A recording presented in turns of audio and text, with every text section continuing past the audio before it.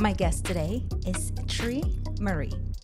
Tere is an organic farmer, intuitive spiritual care provider, and holistic reproductive health coach. Tere uses astrology as a means to organize and optimize understanding of personality, emotions, how we experience relationships, what motivates us, and other factors.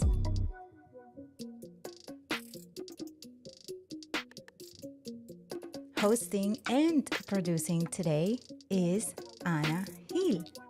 I am a headshots photographer and the host and producer of this show, Officially Unofficial TV, as well as others.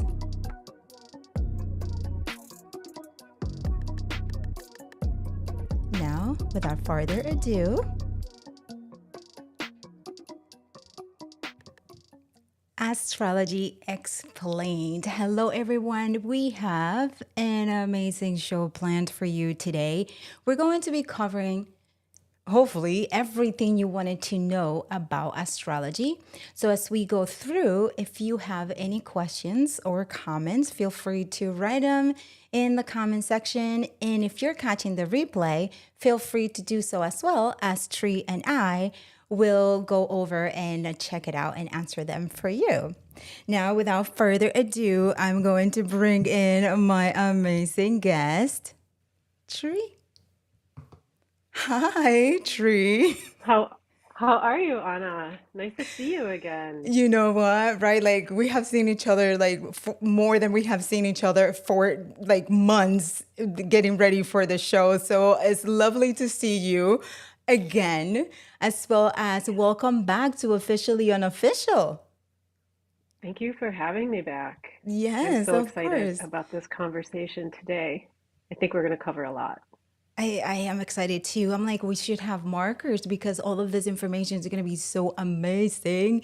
So, we said a couple of things about you in the introduction, but Tree, I know that you have been studying, different types of astrology and things like that. And can you explain a little bit more about it, about what branch of astrology, if I can say it that way, hmm you hmm are studying? Yeah, absolutely. Thanks for asking. My particular specialty is Hellenistic or ancient astrology. This is, as the name implies, the most um, ancient and original form of astrology that can be practiced. This was developed mainly in ancient Greece. It's a lot of dead white guys that decided that the planets kind of act as um, as administrators of karma to people. Mm. And it's an interesting balance because the planetary bodies and the cosmic bodies actually serve as archetypes for humans, right? So for example, Jupiter is the biggest planet out there, right? So Jupiter signifies abundance. It you know what I mean? Jupiter is representative of a regal person, someone who you think of someone who comes in with the purple robes and an entourage behind them, somebody who is like extra, extra, right? So these ancient astrologers, they studied seven planets. We did not Hmm. know that Pluto, um, Neptune, Chiron, some of these other things existed at that time. So this is at its most basic elements, the foundations of modern astrology. Now, other types of astrology that are studied today, Hmm. there is predictive astrology that may indicate world events that would happen. That is called What world elective. events you said? Yeah, so some astrologers out there predict, oftentimes they are more intense predictors. They might predict wars or shifts in powers that be, things like that, right? Hmm. I don't focus on predictive astrology so much. the astrology that I work with is more of a framework to organize and optimize your life, your relationships with other people, how to deepen your understanding of yourself and how you relate to the world, people around you, how you um, navigate your career path, how you navigate relationships. It's more of a deepening your self awareness and understanding rather than prediction or Got it. projection. Yeah, yeah. And we as human beings, we need that. We need to know all of these things about us because they're like we're complex beings, as we all know, Mm. right? So it's like Hmm. having a Hmm. little guide to figure out why we might gravitate towards one thing more than the other, more than other people. That's really helpful. And just the Yeah. fact that yes, astrology could potentially do that for us is really exciting, at least for me, Hmm. right? And Hmm. so thank you so much for being here to explain that. And Yeah. one thing that you mentioned before when we were off screen is that your specialty is in a career path, right? Yeah. So that Yeah. is, so how do we do that? Like, how does that happen? Or you know what? Should like if you want to take it back before that, going basics before we get into that, go ahead and do it. But I'm just so excited to get into that right away. Yeah, I know. And you especially, well, look at yours. You have a really phenomenal chart to explain all of that. But we'll break it down in basics first. So, astrology, as I said, the type of astrology that I practice isn't necessarily predictive. So, when people think of astrology, they may think of divination or fortune telling or something of that nature. And my take on astrology is it's a little bit of intuition involved, right? You have to be able to put all the pieces together in a meaningful way that you can explain to the person that you're reading. But astrology is very formulaic. It is breaking down pieces of a whole birth chart, which we'll look at in a few minutes, and understanding how all of these things work together. And formulaic, it's very if this, then that with astrology. So it almost can be viewed more of a as a science. It is very related to clearly how the celestial bodies interact with each other and interact with the earth. And we will get into that. So astrology is really a system of omens and symbols and signs. As humans, we have free will that we are able to act upon and make choices at any given time. We are not fated to act a certain way because Saturn is in a certain part of our chart or anything like that. We have choices to make, right? So that's the important thing to know about Yeah. astrology is that we look at this, we can interpret it, and then we can use that in meaningful ways in our life Yeah. to have optimal outcomes. And Yeah. that is great that you mentioned that because that's one of the things that some people say. It's like I don't want to look at astrology. I don't want to look at that because I don't want to be all told what like why I'm this way and that I'm gonna act this way if this happens. For example, when Mm-hmm. when retrograde is here and they're like this Mm, might happen, and like some people are like I'd rather not know. I'd rather just go yeah. through the motions and not know. Hmm.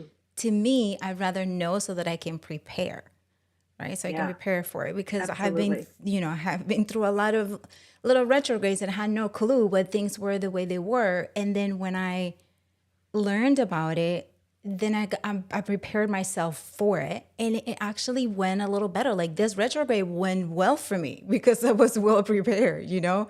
So Good. Yeah. yeah, so that was really good. Yeah. But let's talk about how is it that astrology can predict that? How is it that astrology Hmm. can help us with our relationships and see where and why we might get along with one person more than the other, and Yeah. especially with love, with our love lives?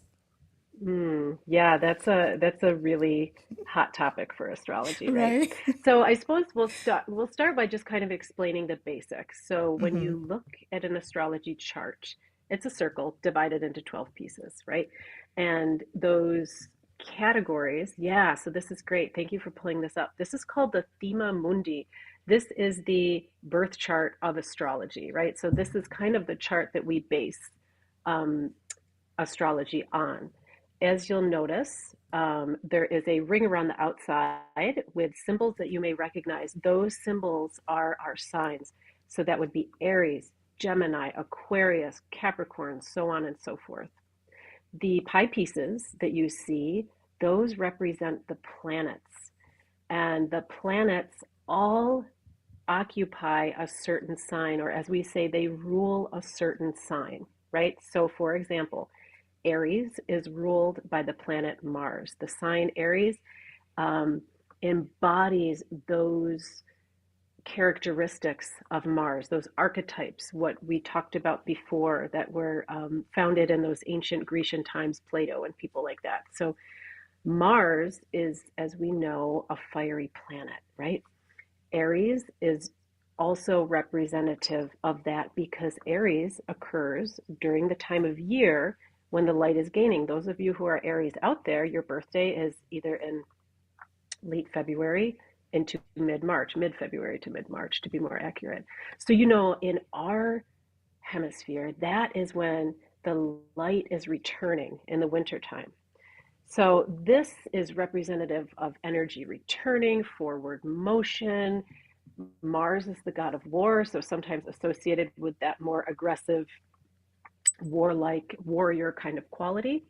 And I'm going to quickly go through them later on, but just so you get a brief understanding, each sign, the takeaway here, each sign is ruled by a planet, right? So how we read the astrology chart is we look at the planet and the sign that it occupies. And then a third layer here is the house. Each one of those pie pieces is considered a house, right? And a house represents an area of life. We have the relationship house is the seventh house. The marriage house is the eighth house, so on and so forth. I'm going to run down through these quickly in a minute. But before we move off this screen with the Thema Mundi, what I'd like you to notice is that each of these signs, as I said, is ruled by a particular planet. So if you're in your personal natal chart, which is the astrological chart that is your moment of birth on this planet, if you have a planet that is in the domicile or in the home of the sign that it's ruled, for example, we'll go back to Aries. If you have Mars in Aries, that is considered like super auspicious. So your placement there, where the planet is in its home sign, it is very strong. It's considered to be like the home field advantage, right? On the contrary, you can also have a planet that is in its polarity or its contrary. So if we're looking at this chart, you can see the little circle with the arrow, that is Mars, right? And that's Aries next to it. If you look directly across, you'll see Libra, which looks like the horseshoe with a line below it, and the female symbol. So those are contrarieties, we call them planetary contrarieties. So if that planet Mars is in its opposite sign, it is in what's called its detriment. So if you have a planet showing up not in its home, I mean, not in its home is okay, but if you have it in a place that it's its contrary, its opposite, that planet might be restricted, right? So if you had Mars showing up in the sign of Libra, then your forward moving energy might be something that you have to lean into and work on in life. Perhaps you need to work on your courage, your ability to start projects. Maybe you're a procrastinator. So basically, you not only have to consider the three main elements, which are the signs, the planets, and the houses they fall in, but you need to consider if those planets are placed properly in their home sign, home field advantage, or in their detriment, where they are kind of off in the dark and trying really hard to do the thing, but they can't quite get traction under them. So Listen, lots of yes. layers, Lots lots of of layers. layers, lots of layers. And the way you're explaining it now is like it's making a little bit more sense. So Mm. say your sun sign is a Cancer, right? Mm-hmm. Yeah. And so my sun sign is a Gemini. So say I come to your house as a Gemini, I'm bringing my energy with me, right?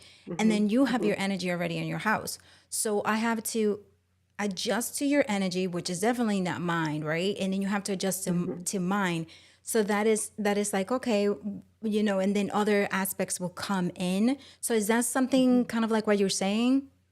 Yeah, exactly. And that Okay. is a great example. So let's look at Cancer and Gemini. Cancer is typically a homebody. Cancer loves to stay in its home. It doesn't want to go out. It doesn't want to do anything. It's just very cozy and comfy. Gemini is chatty. Gemini wants to meet everybody. It wants to go out. It wants to figure out how things work. So Gemini comes to Cancer's house, and Gemini's probably like, let's go out. Let's go dancing. Let's go meet some people. Let's go socialize. And Cancer's like, can't we just like stay here and have popcorn and movies? Right? Right. So it's kind of, that's a great way to describe it, Anna. Thank you for bringing that up. But yeah, that's exactly how it is. Yeah, okay. And this is how sometimes because of all of this, I don't know how you call it, but like all of these things that are mixed in, because you can have in one sign different planets coming in different signs, right? In one specific house. Can you? Hmm. Hmm. And then at You that can have point, multiple planets in, you can have multiple planets in a sign or house, but you'll never have two houses together or two signs together. You know what I mean? Because they are okay. fixed. Got So it. Okay. the houses and the signs are fixed in that circle. The planets and the celestial bodies are what move around in Got there. it. Okay. So then you said, Hmm. you said, okay, we're human, we have our own decision making. It's not like, oh my gosh, you have your natal chart done and then that's what it is. That's not your destiny. But then other people say, yes, it is your destiny. You're here to do these things that you didn't get to do before, just like as you mentioned earlier, with a karma and doing all these things. And so Hmm. the natal chart is a picture of Hmm.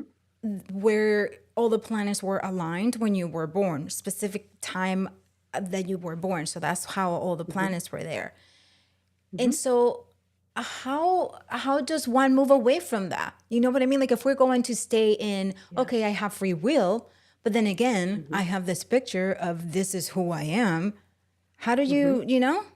you get me? Yeah. How do you Okay. integrate those two? Yeah, Yeah. exactly. So when we look at our natal chart, like you said, that's the snapshot of the moment that you were born. That's your natural proclivities towards things, your inclinations. Like we said, okay, I'm a sun sign Cancer.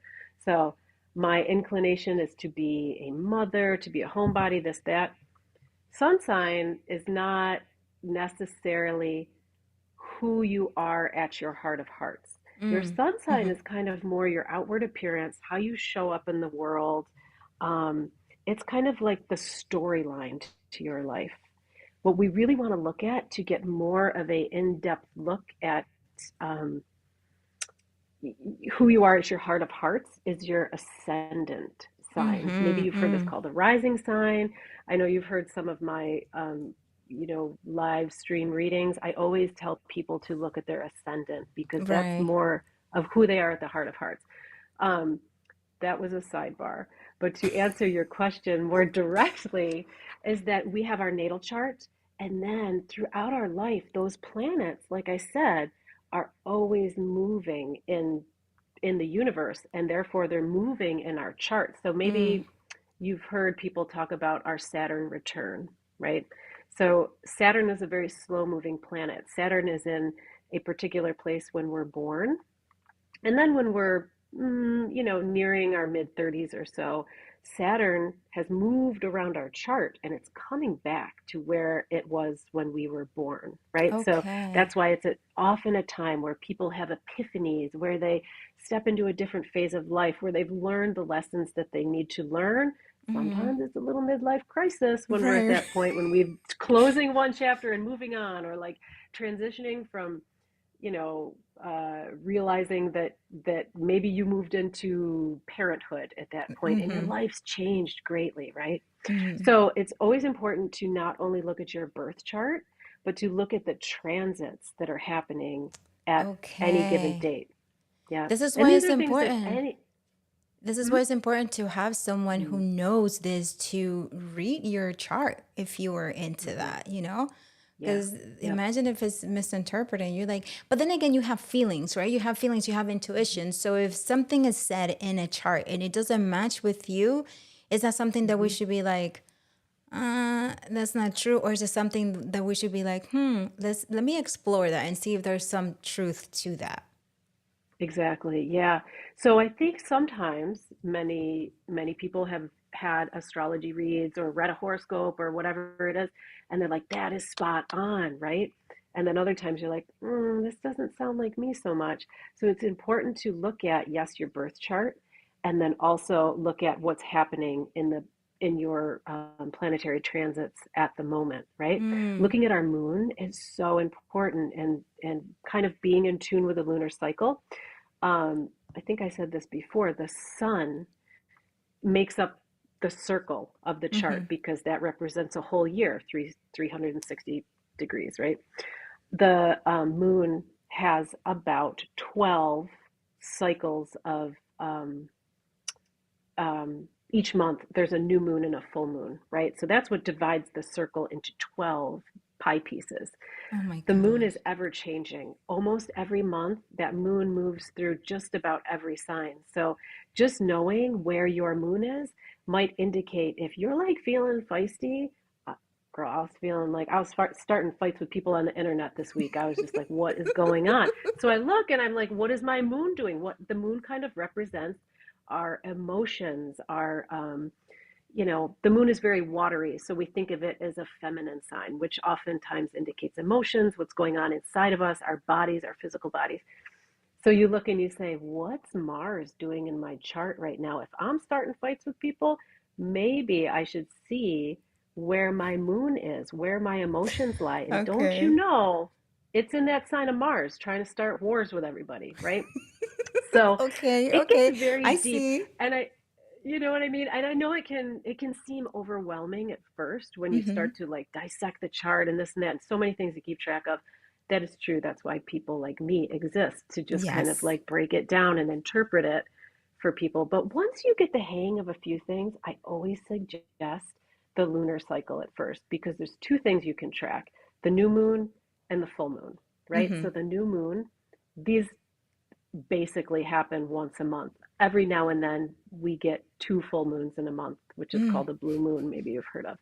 But you can get an app for your phone so you can know when the moon is full, when it is um, new.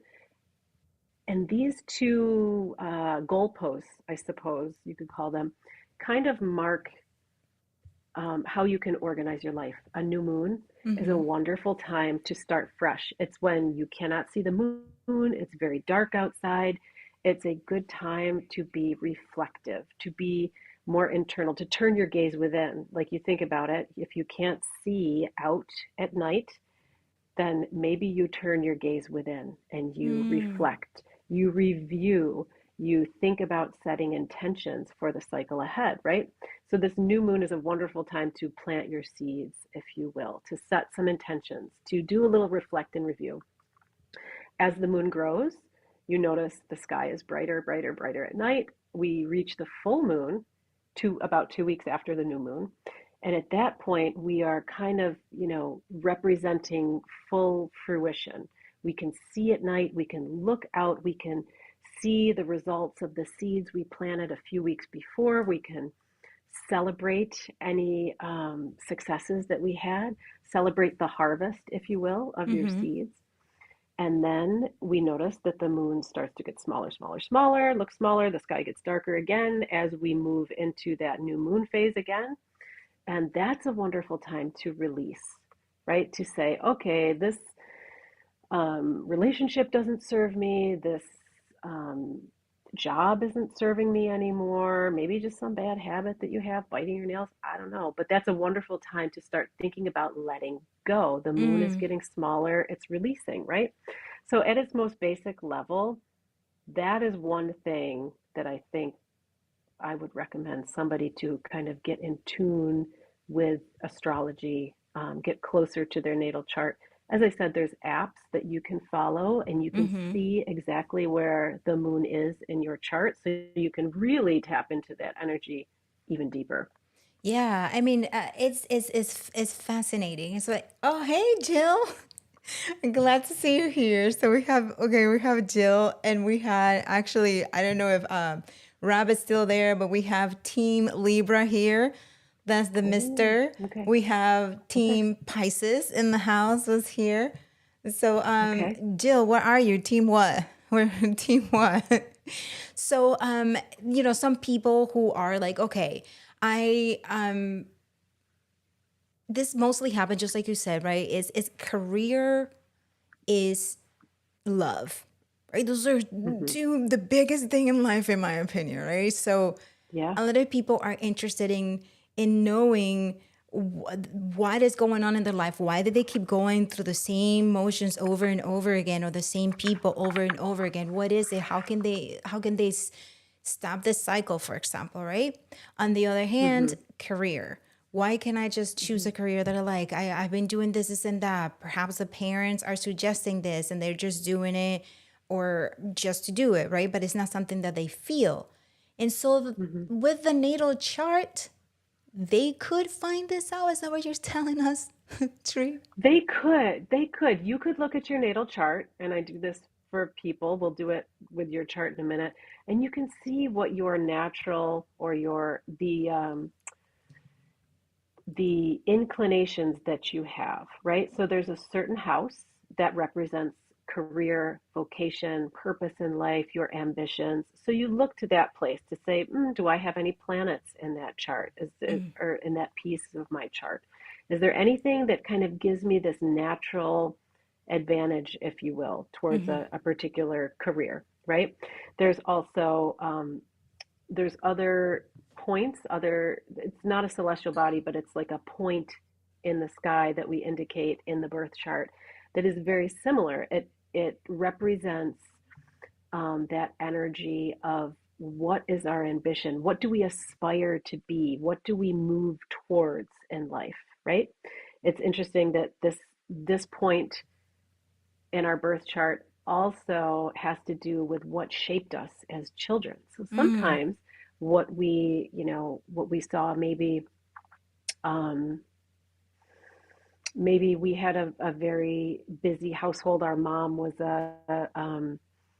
could have been a daycare provider or something like that, right? So further down the road in life, we get into we want to be an obstetrician, right, and deliver babies or something like that. So those those types of things generally can be indicated in the birth chart. You'll see maybe someone like that, you'll see something in the fifth house. You'll see what's called the MC in the fifth house.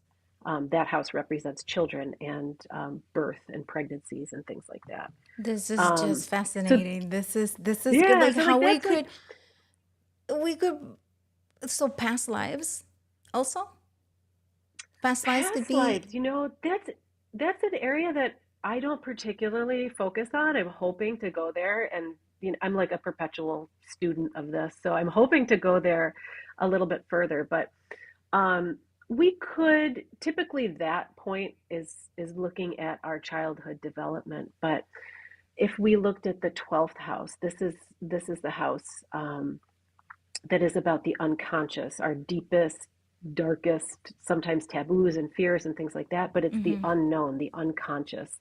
So we sometimes can look at the 12th house to look into those areas that we're not conscious of, which maybe, past lives would be.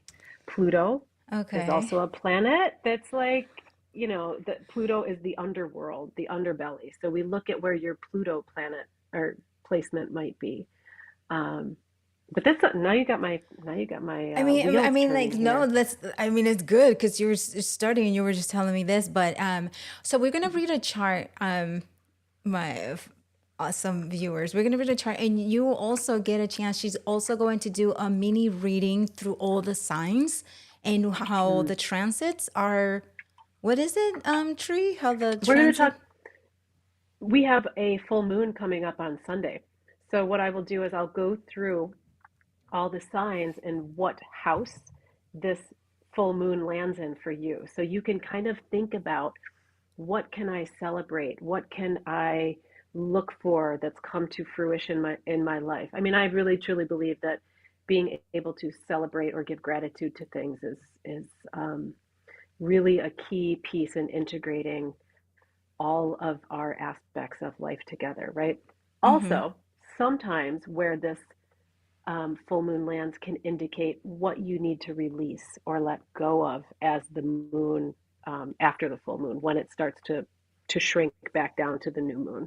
Mm-hmm. So I leave it open to interpretation to the listener to know if it's a celebration or a release for them, but it can Whichever be one or way, the it would other. be, I mean, if you celebrate or you release, you will celebrate after the release. So, I mean, right? Yeah. Yeah. I Very would go for true. either. Very, very true. I would just go for either. But Yeah. this is Yeah. great. I mean, astrology is another way of helping us if we are in that journey of finding out why we're here, right? Finding out someone created us, why, and we were created with a purpose. So why are we here? And so Mm-hmm. astrology, for the way I look at it, and listening to you, Tree, listening to other astrologers, they have mentioned that yes, you can. It's a tool. It's another tool for you to find out more about yourself. Just like you Mm-hmm. mentioned about the work house, the career house, right? You can see Mm-hmm. what lies there to give you a little bit more of an insight of why you might be, more inclined to be in a career, right? So Yeah. these things Exactly. are great to do. I mean, you can, like Tree said, you can learn about yourself by reading your Mm-hmm. natal chart, or you can hire someone like her to help you interpret your chart, right? And with that Mm-hmm. said, Tree did my chart. She did not go over it with me at all. She just said, holy girl, your chart is nice for an example. So I really don't know what that Mm-hmm. meant. So we're going to check it out now because this is the house, is a career, right? Yep. The Yep. career. Okay. We're gonna look So at your career placements here. Okay.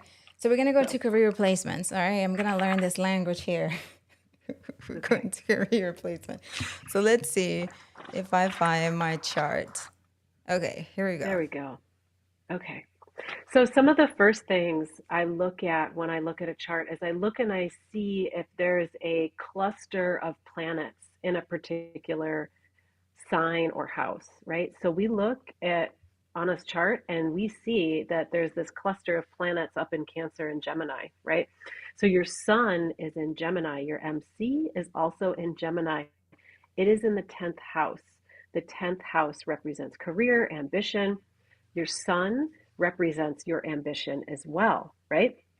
And the MC, also that point that we talked about before, indicates all of those things, where you're going in life, what shaped you as you move towards your purpose or destiny in life. So you have all of these things going on in the same little slice of pie there in the sign of Gemini. Now, this is interesting because Gemini is ruled by Mercury. And if you see in there the little planet all the way to, well, I guess it's my left. I'm not sure if it's the same for everybody, but it looks like a little horned female symbol. That's Okay. Yeah. that's Mercury right there. Mercury is the planet that rules Gemini. So that planet is in its home domicile. It is in its home field. It has got the advantage. It is like super powered Gemini. Now, why is this important for your career? Because it's all about being inquisitive, having conversations with people, learning how things work, breaking things down, helping people understand things. You may be a perpetual student of life, right? You're always trying to figure out how things work, how you can um, take your gifts and bring them back to society. So, in my opinion, Anna, this is like spot on for you. This is the work you do in the world, right? You are doing the thing on the media. You are like having conversations. You have the show. You are helping other people in their businesses with the headshots and the photography. It's just, it That doesn't get is more accurate than that. Yeah. that is yeah, I mean, okay. Okay. So that will always You are stay there. there? Like that will always stay there, that will move? That's it. They will move. They will move. Like, I should have done that. I guess thinking back, I should have pulled up your chart right now and see where those placements are right now. That's the time you were born. That's your like natural proclivity towards Okay. a career, towards a vocation. That could change over time. Like maybe, we've all known somebody who is maybe like on the career path to become a doctor, and then they like said quit and said van life or whatever in the middle of it, right? They were just Mm-hmm. like, no, I'm going to be a free spirit now. My guess would be there's some crazy transit happening with Aquarius in their chart. Maybe Aquarius, maybe Uranus, which is the planet of disruption. It is the rebel. It is the one that comes in out of left field, and you're just like, what is happening? Maybe Uranus transited their 10th house, perhaps in Aquarius. Aquarius is also the sign. Like if you think of a person who's like a little hippy dippy do, maybe they're a very free spirited. They're always trying to ascend to the next level. This person Mm-hmm. might be an Aquarius, right?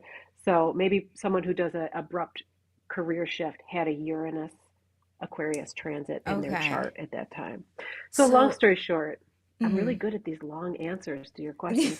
But the short answer would be yes, that can change, but you always can go back to your natal chart, your birth chart is like your home base, right? Okay. Like that will always be woven into the fabric of your being. Mm-hmm. And these other transits that happen, they're kind of like the weather, right? Mm-hmm. We always live in New York State, but the weather is always changing, I guess, Mm-hmm. is maybe a Mm-hmm. way to think of it.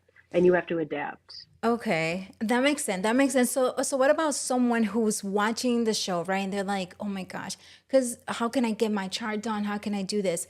So you need your, and this is something, and I'm gonna ask you, Tree, for your expert opinion. So they say that you need your exact birth date and time, right? Your start birth Hmm. time, and Hmm. then where you were born and all of that to be able to determine where all of this planets and placements and everything were at the time you were born. But what if Hmm. someone doesn't have the time of birth? How do they go about Yeah. doing that? Yep. Yep. So we have little adjustments that we put in. We basically,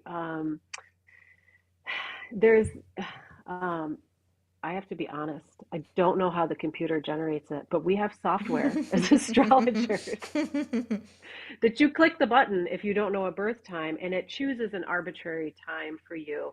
You can still see pretty darn close to where those planets are. As I said, the moon moves quite a bit on a daily basis, but most of the other planets are fairly slow moving, so they are close to where they would be even if you didn't know your birth time. If you know your birth date, and again, some people don't know their birth date either, and we can make adjustments for that as well.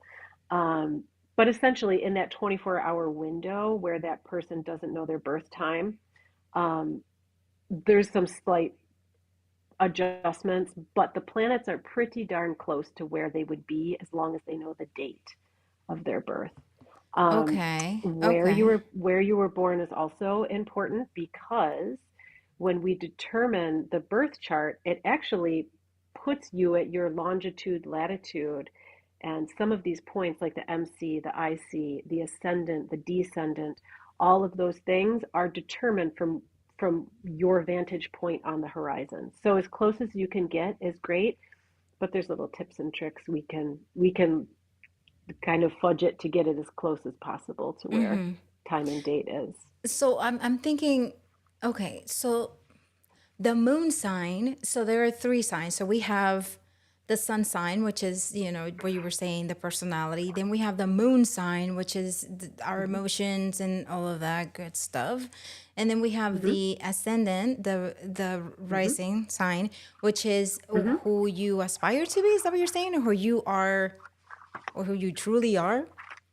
It's more who you truly are. Yeah, the Okay. sun is kind of who you aspire to be. For example, okay, so I am a Cancer sun and a Sagittarius rising. they're like polar opposites. You know what Mm. I mean? Like the Mm-hmm. Cancer's the mother, the homebody, the this, the that. And the Sagittarius is like the party girl, like she's the cheerleader for everybody. She's gonna go out and do the thing and just, like a woo girl all the way, right? Mm-hmm. Um, so many and Sagittarius is a fire sign. Sagittarius can be a little foreboding. My whole life, people were like, "Oh, you're going to be a great mother someday," and I was just like, "Ugh, I don't, nope, that's not me." And I was living that very independent, free life, kind of embodying those Sagittarius qualities.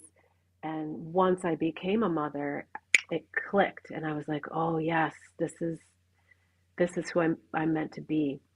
I'm a Okay. big fan of being able to hold the opposites as well. And Mm-hmm. I say, you can be a mother and you can be a free spirit all at the same time, right? Yeah. But quite often it's interesting to see that dynamic between sun sign and ascendant sign. Yeah, Um, yeah, and then another thing. So then going back to the not the moon moving quicker than the other planets, mhm, knowing someone's moon sign just because it's emotions and we are emotional beings, right? Whether we say admit it or not, right? We're emotional mhm, beings, mhm, and if in terms of relationships, if we're going to be no matter what, whether it is an intimate relationship or a work relationship where your boss is, I don't know. Let's stay with, you know what? Let's bring your boss is an Aries moon, and mm, you and you are say a Cancer moon, right? mhm, So mhm. um Just like right. oil and water. Exactly. Yeah, So the yeah. communication that everything is not going to be right. But then if Mhm, someone wants to make super conscious decisions and was aware of the incredible power of knowing all of this, and say an employer mhm, wants to make this amazing team of people and he needs mhm, this particular people to be able to give him what he's looking for, which I'm pretty sure a lot of mhm, people already do that. A lot of powerful people already mhm. do this out there, right? Yeah, How are yeah, they going to find out about the yeah. moon sign? Exactly. I was going to say, then they have to be like, okay, on your resume, please also include your time of birth and this and that, right? But I think for one, I am a huge fan. I used to do quite a bit of hiring, and I'm a huge fan of personality tests, like the what's it called, the ENFJ. It's kind of interesting if you have somebody fill out one of those. What is that called? It's not Myers-Briggs, is it? But if you have someone fill out one of those personality types and you look at their chart, it's sometimes uncanny how similar those presentations are. But to answer your question, if there was an Aries boss, perhaps that person is a little aggressive. Maybe they have a quick temper. Maybe they come up with a lot of ideas. They have a lot of um, starting energy. And, quite often people who are CEOs or heads of companies, that's kind of what they do is they're quick thinkers. Their natural inclination is for the energy of newness or starting things, right? But they're not the best at closing tasks or closing the book on things. So they might actually want to hire people that are their complement, right? And this is something we will talk about with compatibility charts, that you don't always want somebody who is your same, right? We want people who complement us, who can maybe help temper our our newness to everything, right? So if we're a Aries, maybe we want somebody that's more of a calmer, cooler temperament, maybe a Capricorn, or maybe, as you mentioned, a Cancer. But what that dynamic would take is a deep understanding and willingness to work together, to Yes. say that Yeah. Cancer, to say, I'm not going to take it personally when my boss flares up at me for not getting something done. I'm not going to take it personally. I know that that's their personality. And our natal chart is never an excuse for inappropriate or irresponsible behavior, right? Right. You can't say Mercury was in retrograde or my moon is in Aries, which mine actually is. Um, You can you know, try, it's never but an excuse. You can try, but don't be blaming the planets on you being a jerk. I'll just say that. So it's this delicate dance between, I think, knowing yourself and knowing the people around you, and just it's kind of like, if we think about if we know someone in our household is ill, right? We might wear a mask when we're in the house together. They might stay in their bedroom to try to prevent us from catching whatever they have, right? So it's kind of similar, like you said, the more prepared you are, the more background information you know, the more prepared you are to step into those situations with a greater understanding and acceptance of them. yeah, Or the ability to like pull out and change something if it's not working. yeah, Yeah. yeah.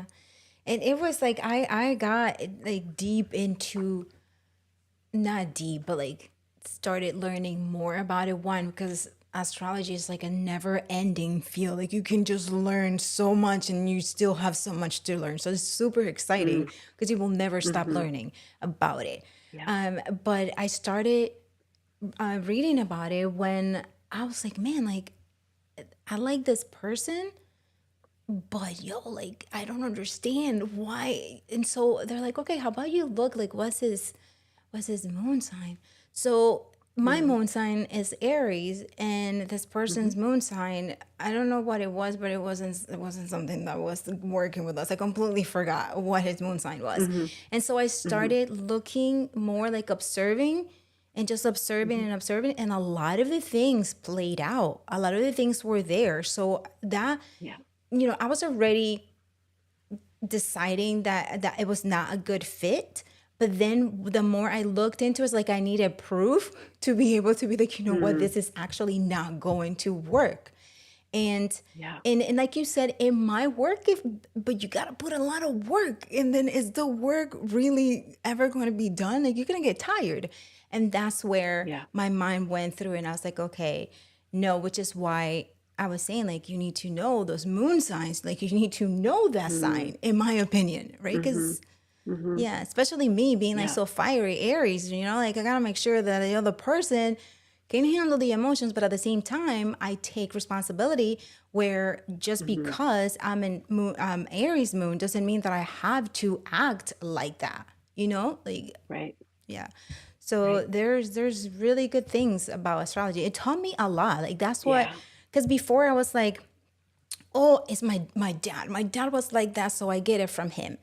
And Mm, so I was mm-hmm. thinking that I was like doomed, right? So then now I'm like, no, I'm not. Now I'm learning about this. Now I know that Yeah. this is something that I just have to be aware of. And there are other Yeah. things in life to help me get that sort of under Yeah. control. And Yeah. so that's what I'm doing. So for you guys, you're, oh my gosh, no, this is like, if it's in your chart, just like Tree said before, yes, it is in your chart, but it's something that maybe is there for you to work on it. Now that you were like doomed Mm-hmm. to be, a fiery person. Yeah. Yeah. And there's nothing wrong with Absolutely. fiery, like there's nothing wrong. But like Yeah. when it comes to emotions, I have to calm down a little bit and be able to hear people first before I just jump in and take off. Yeah. Yeah. And that's like such a great example of where it's at with astrology. It's just giving you that awareness and then being able to interpret, okay, does this mean this is like my challenge in life? This is my thing to work on, or this is my area to rest in and be like, I don't know, like this is my advantage, right? Right. There's Yeah. also, we didn't talk about this either in when we were laying the foundation, because it's again like one of those things that you said you could just keep going and going and going and learning. Right. There's also aspects of how the planets are placed in relation to each other, right? So they can be boom right on top of each other. That's when we say they're conjunct, which means they kind of just amplify each other and their energies meld together. You can have an opposition, which is a very challenging aspect, as you would imagine. They're opposed to each other. There's this tension, this pulling. You can have a square. I guess that's more of a rectangle, but a square, you think of it when you like square off with somebody, Mm-hmm. right? You're like, are we going to fight? Are we going to figure this out? So those are really the opportunities when you look at those things. You can even take a dive deeper and understand a little bit more. Is this my challenge or is this my advantage? And there's many other aspects we could talk about. I'll leave it there for now, in the sake of Yeah, time. I'm But telling you, those are this is, other ways. yeah, go ahead. Oh, yeah, these are other ways that we can kind of dial it in a little bit more when we look at the charts.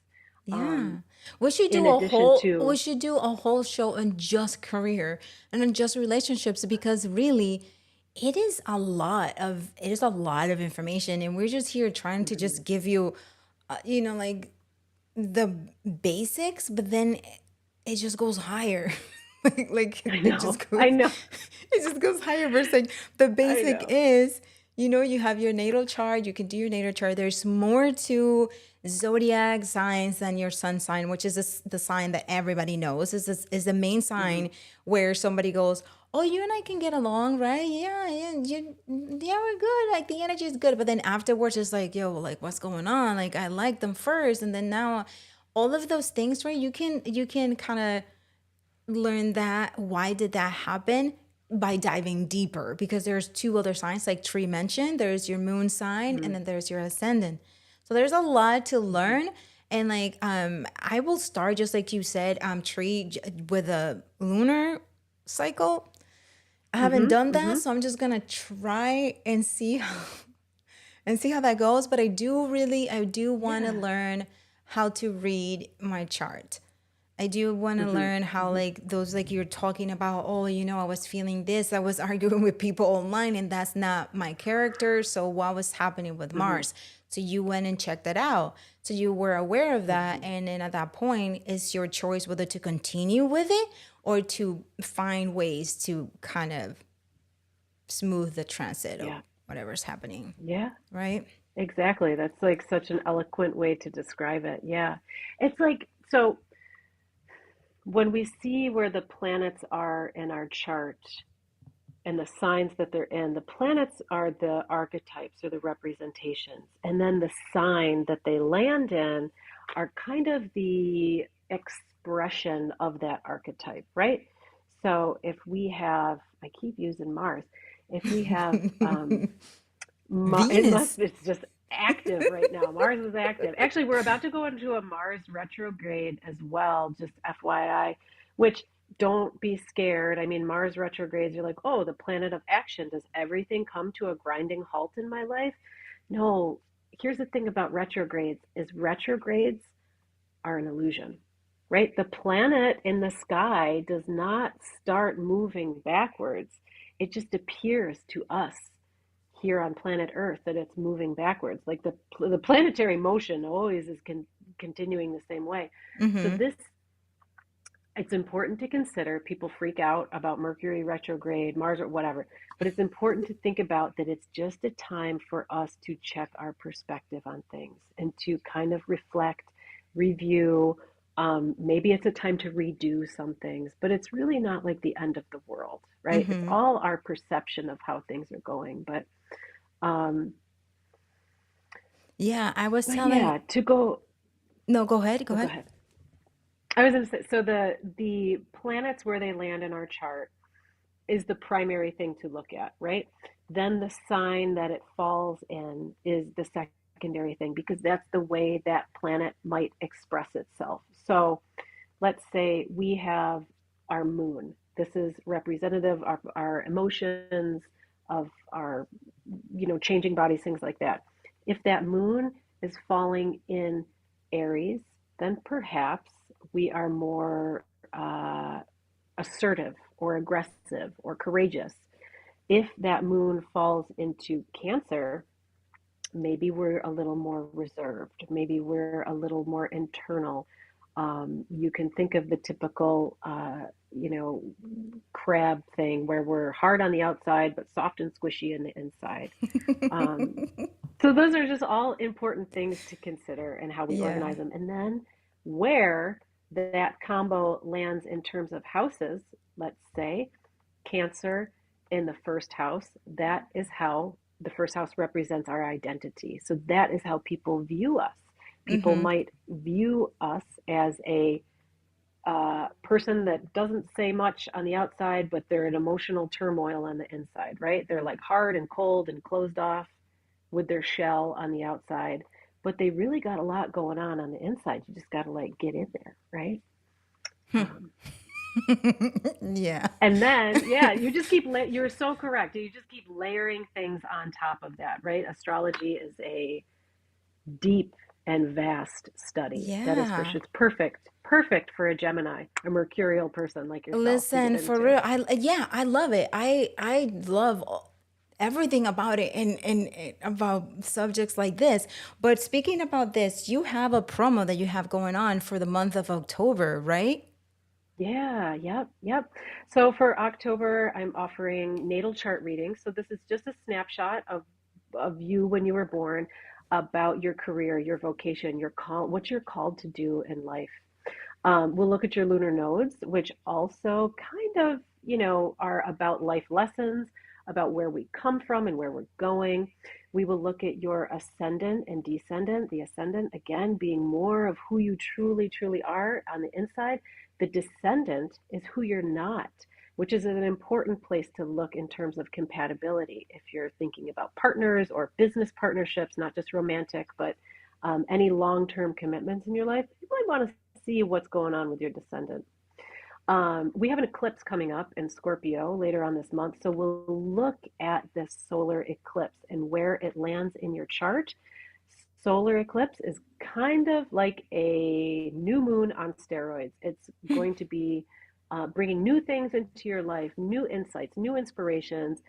Usually, eclipses are pretty extreme, so it could be a bam, new pregnancy that came out of left field that you Oh my weren't God. expecting, or a new, Listen, I know, I'm don't th- scare anybody. yeah. Um, uh, so I will put all of those things in together. I'm going to pull a card also for your eclipse reading, which I really draw on wisdom from the tarot deck. So I like to incorporate these two. I'm a pretty intuitive person. Astrology is, as I said before, not totally intuitive, so I like to bring that aspect in. But yeah, it's quite a steal there for all that Yeah, information yeah. I'm for I'm definitely for gonna $60. get one. I wish I could get one for. I mean, my future husband, he would love to get one of these because he hears me talking about it all the time, and then Mm-hmm. I understand because he is the Cancer moon from what we can tell, Mm. right? And I'm an Aries, Okay. and I'm an Aries moon. So we like Mm-hmm. he has taught me a lot of kind of patience, right? So I have to Mm-hmm. Mm-hmm. like I'm like, okay, I got this. But on the other end, Yeah. like I would like him to also learn the other side of things so that he can also see Yes. and have a little bit more of an understanding of my side as well. So I'll probably just get him one. He Absolutely. doesn't know his date of birth, I mean his time of Mm-hmm. birth, but I will Mm-hmm. see what you can do when you guys get together. Yeah. But definitely that Yeah. is something that it's a gift. It's definitely a gift if you are into it because it's a gift to knowing more things about yourself. It's the thing of knowing, Mm-hmm. oh, I try to do this over and over again and I just can't. Why is that happening? Is it something that you should be focusing on, or is it something that is because someone else is telling you and that's not your calling? It should be something else, right? So things like that, you'll Yeah. be able to just get an idea from your natal chart. So if you guys have any Yeah. questions, feel free to ask. But I think Tree, are you going to review yours and your husband's chart, or are you going to do the little reading now? I think if we are short on time, I think we should give your listeners a little mini read. What do you think? Okay. All right. So let's Okay. do the mini reading right now. So I'm just gonna pass the mic to you, and you go and do your Okay. thing. Here we go. Okay. And you guys So, enjoy the reading. yeah, so this will be about the full moon that is happening on Sunday. This full moon is happening in the sign of Aries, so it's a very fiery full moon. It is, perhaps if we're thinking about either celebrations or release with this new moon, I would maybe think that it's geared towards releasing a little bit to like be done with whatever you need to be close the chapter on the book, just put it to bed, right? Aries is very decisive, is very action oriented. So thinking about that as we read, I am going to read for your ascendant sign. So this is the rising sign. You can look it up on a bajillion different astrology websites. If you don't know it, you can take this for your sun sign as well, but it's a little more accurate for your rising sign. Um, so, full moon on Sunday, Aries, we're going to start with you.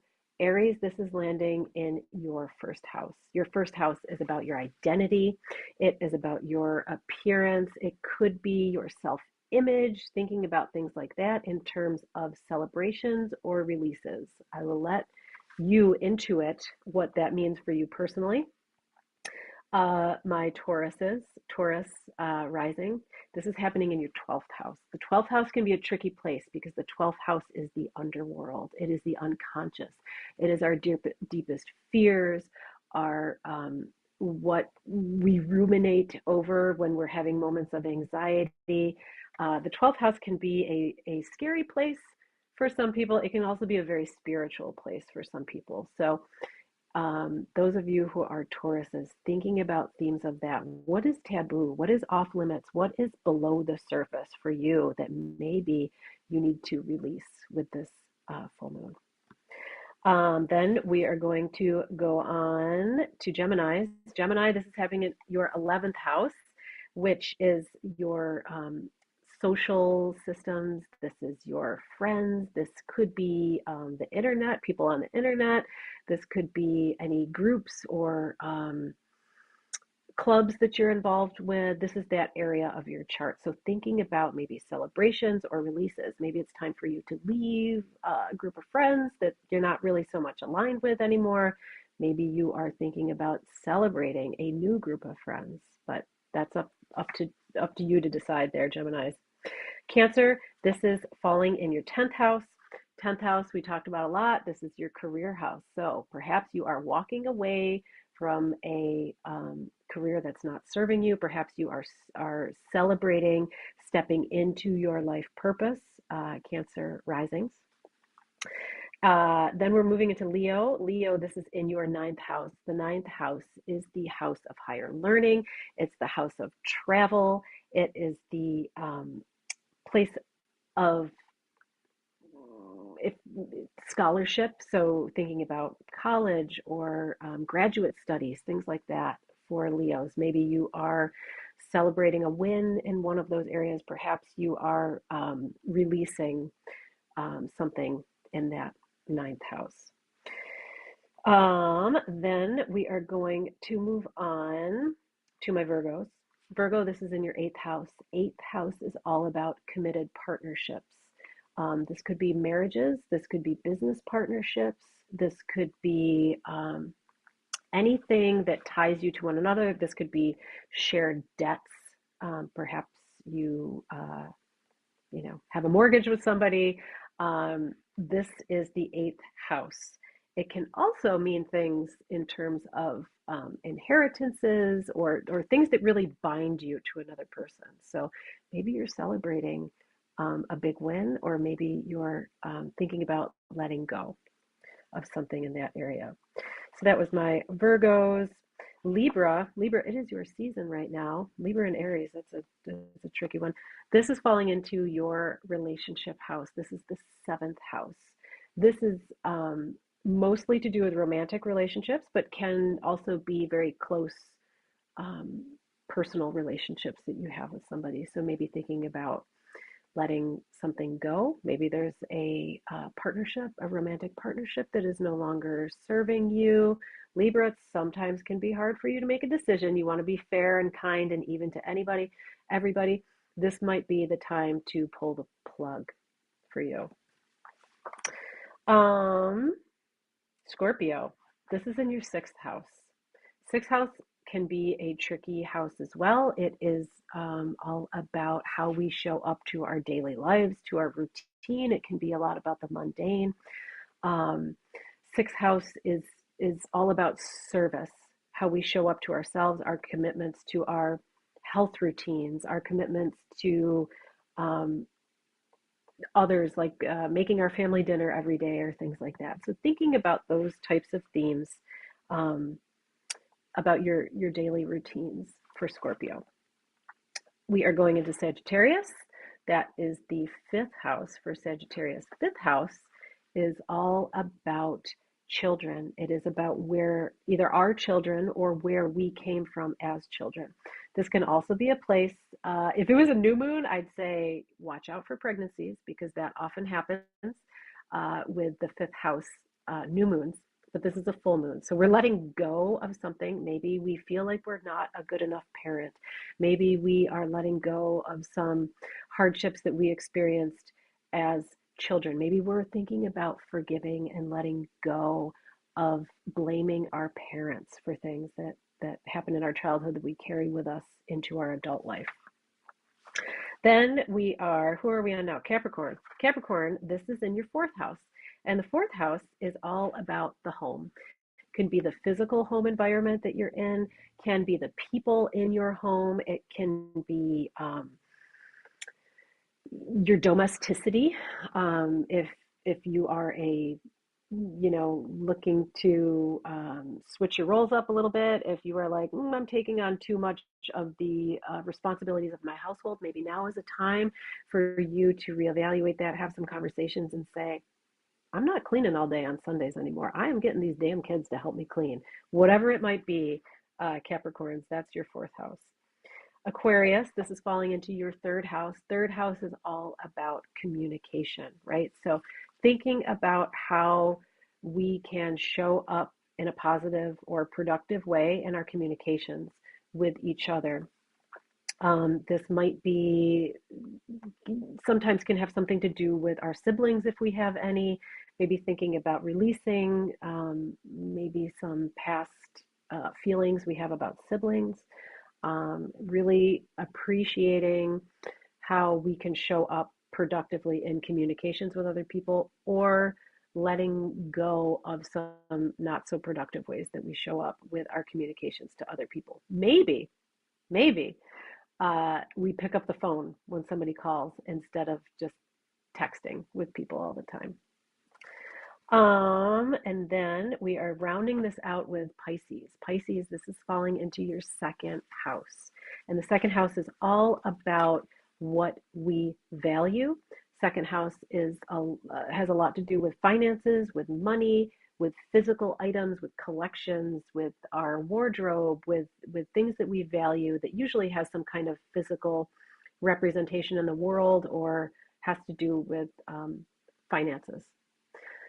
So thinking about how you spend, what you value, maybe if are thinking about moving into a bigger house or something like that, maybe now is the time to let that go if you haven't been successful in negotiating a mortgage or something like that. Maybe thinking about letting go and being okay with what you have, or celebrating what you have rather than always being a hungry ghost and wanting for more. And I think that covers all our signs. Okay, I'm over here just taking notes because I was like, okay, wait a second, wait a second. Okay, so you said that this is for the ascendant, right? It will Hmm. apply to the If you sun, don't but this know, is yep, work best for the ascendant. Yeah, okay. yep. Because then So when my I do ascendant, that, I can actually like move the chart around and I can put that ascendant sign where that full moon is occurring. So when I figured out who's in what house, it's with the ascendant sign. okay, all right. Because when I mean my ascendant is Virgo, right? So you were like, Virgo, okay, a committed partnership, love, marriage. And I was like, okay, yes, yes, yes, yes. And then you go, debt. And I'm like, why? Mm. You were going It's so kind of interesting. great. I was good until we started talking about that debt. It's interesting, like sometimes, the houses and what they represent, sometimes it's really interesting. It's like, why did we loop that? Why do we Right. put like, because it's a commitment, right? Because debt is a commitment as well. And Hmm. that's really what the, you know, so I get I it. know I get sometimes they're it. just like, darn it. It's like, why? Okay, it's a partnership, but yeah, hey. But Mm, that was great. Thank you for that. Thank you for that tree. For yeah. that treat. For that tree. Oh my gosh. Okay, I got it. I got it. But this has I been love it. great. Again, we can talk about this for the entire day. And it's like Hmm. you have a whole retreat, right? That you talk about. I don't know if that's what you talk about with the females, if they bring their partners, but can you talk a little bit real quick about your farm?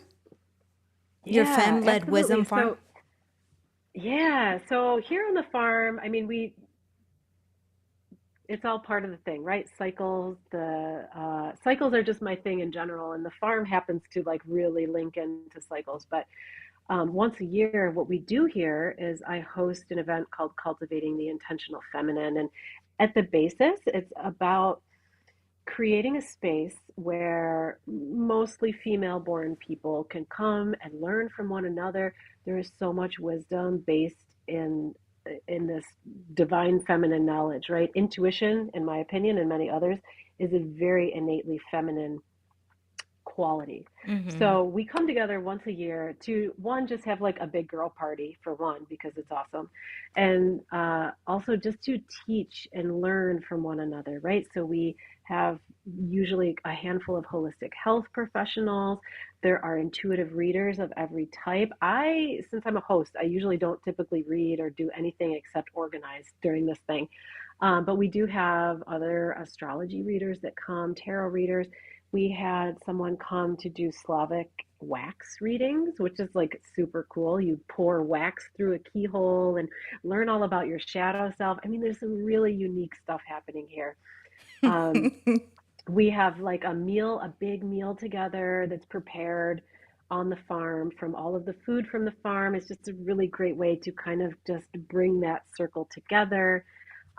We do women's circles. This year, I think we had 4 yoga practices throughout the day, a sound journey, um, different meditations. It's just a wonderful day to kind of get a little taste of all of this intrinsic female wisdom that's available right here in our community, that many people don't know about, right? So Right. that's kind Yeah. of my goal, is to just show people what's available to them, what they can explore on a deeper level once they leave. Right. But it's a wonderful, wonderful event. Usually we do it towards the end of September. So anybody listening, you can watch for it the next year when it comes around.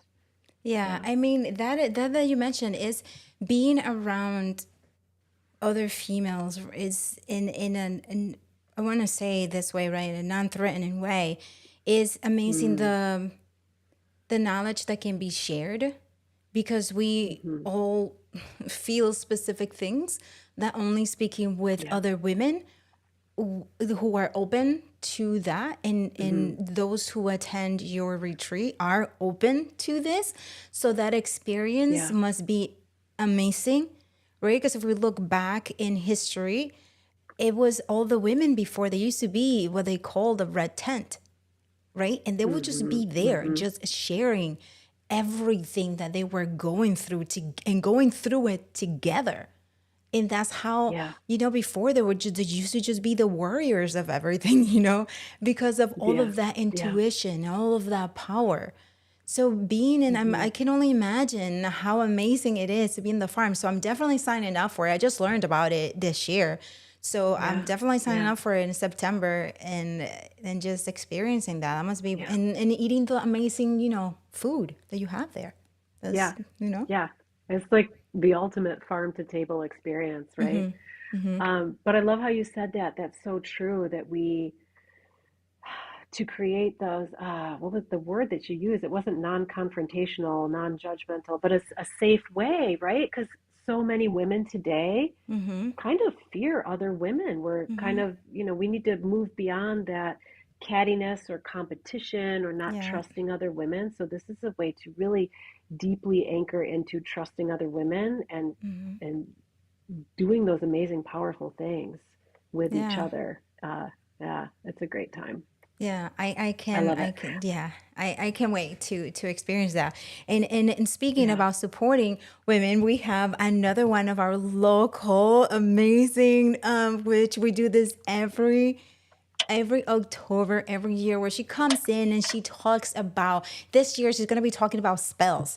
I'm interested about that because I've seen a lot of movies. I don't know about you guys, but I've seen a lot of movies where it's like, okay, there's a spell for this, there's a spell for that. So could it be a tonic, for example, where when we were younger, our parents, moms, grandmothers used to give us this little tonic so that our stomach doesn't feel, it starts feeling better. Could it be that when we had a heartache because, oh my gosh, our heart got broken, there was a potion to empower us because of everything that was around it, and then that led to us forgetting about the person who hurt us, right? I don't know what that Mm. is, but I'm looking forward to hearing from Jules about it, right? About what are spells. So if you're interested in that, this is going to be happening on October 27th, this on Thursday at 1 p.m. Eastern Standard Time, right here on YouTube, on Facebook, and on LinkedIn as well, because we all need a little bit of spell in our in our professional life. So I love this it. is it, right. So this is I can wait. That's the lineup for now for October, and then Yeah. obviously if you would like to continue and follow our amazing guest Tere Marie, you could follow her on her Instagram account right here. There we go. There she is doing her thing. Look at your little toadies. Like, what was that all about?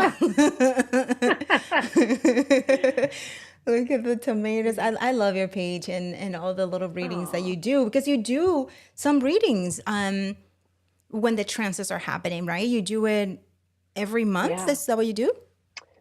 Yeah, I fell off. I got a little busy and I fell off the last couple months, but I Yeah. have a online community. You can find it if you reach out to me, you can find it. But I have an online community that I often do very similar to what we just did today with maybe a card pull or two. That I like to try to do either new moon, full moon, one of the two every month.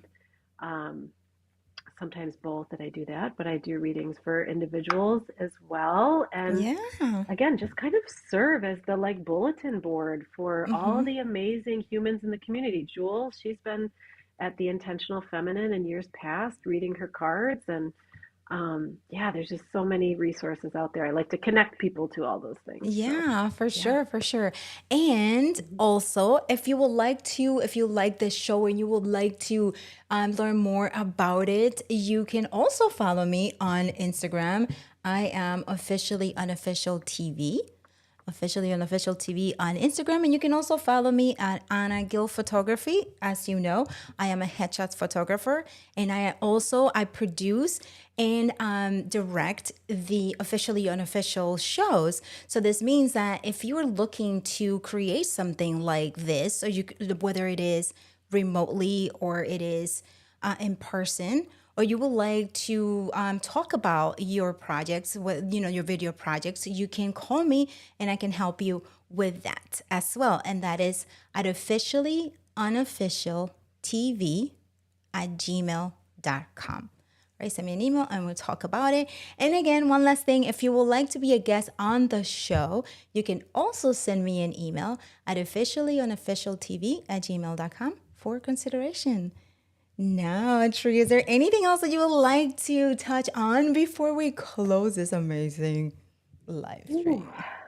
we covered a lot We today. did. I would just go back to take good care of yourself. Use astrology as a means to deepen your understanding of yourself. The more we know ourselves, the more confident we are as we move forward in life, the more we can navigate the tricky waters that sometimes come up in life. So I just encourage, like you said, Anna, don't think of it as a curse wherever your placements are, but think of it as an opportunity to learn more about yourself. Yeah. That is right. That is right. Because we all need to do that. We should be a student forever, forever for Mm-hmm. life, and and then Mm-hmm. be a student, then be a teacher at the same time, Mm-hmm. for all Mm-hmm. of those. But Tree, you were Yeah. amazing. Thank you so much for being here again. Again, we Tree also does reproductive, feminine education, health. So we did a show last year, I believe, where she spoke about all of this great content that she teaches that isn't officially unofficial on my Mm-hmm. Facebook channel. So you can go ahead and search that there. And then, other than that, just reach out. And if you have any questions, if you're interested, curious about your natal chart, and I will really encourage you to try it. Even if you're skeptical a little bit, try it just so the skepticism can go away, or it can, or maybe you can keep it, but you will know, you will have information to go from after that. Yeah. So yeah, everyone, thank you so much for being here. Again, my name is Ana Gil, and I will see you on October 27th on Thursday at 1 p.m. Eastern Standard Time, where we are going to be talking to the amazing Jules for you, and she is going to be covering the great things about spells. So everyone, thank you so much for being here. Bye. Let me bring you on screen so that you can dance with me. Let me bring you on screen right here. Where you at? Wait. I'm gonna bring you. There you go. Yeah, you're gonna dance with me now. Okay.